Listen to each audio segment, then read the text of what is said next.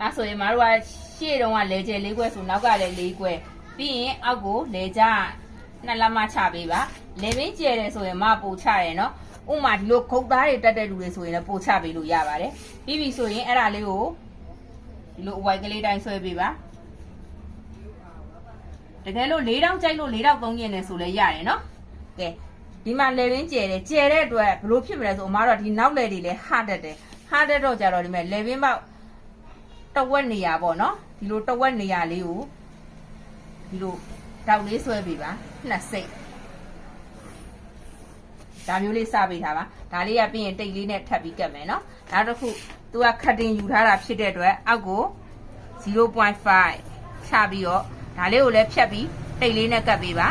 တိတ်နဲ့ကတ်ပြီးပြီဆိုရင်မဒါအသေးစိတ်မပြတော့ဘူးเนาะရှည်ချမ်းပြအောင်ပါဆိုတော့ zip ပါတဲ့အတွက် 0.5 ခါမြင်ကနေပြန်ဝင်ပြီးရင်ဒီမှာအပေါ် 0.5 တက်တဲ့နေရာအထိကိုဒီလိုပြပြလေးသွားပေးပါအောက်ကကြတော့သူ့ရဲ့ခါမတင်ရှိပေါ့နော်ခါမတင်နေရာကနေပြီးတော့မှဒါမျိုးလေးပြပြလေးသွားပေးပါ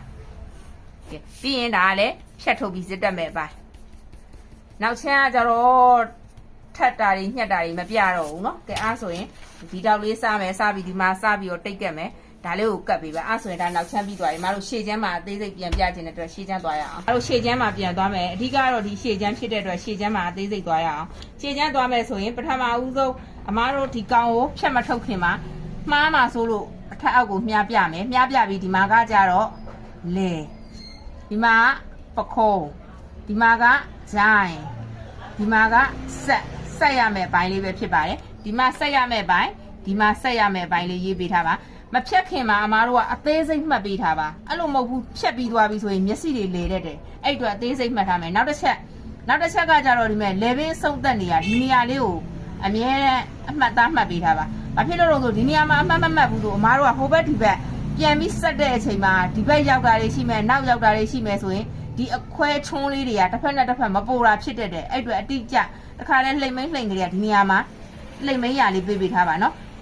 ပြီးပြီဆိုရင်နောက်တစ်ခုဒီဟာတွေအထက်အောက်ကိုမခွဲတတ်ဘူးဆိုရင်တော့မြားပြဒါပေမဲ့လွယ်တော့လွယ်ပါတယ်ခွဲလို့ကနော်အဲ့တော့သေချာသွားပြီဆိုရင်ညှက်ထုတ်မယ်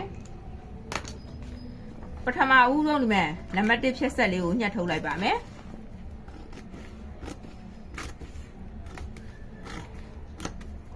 ဒီကောင်ကလေ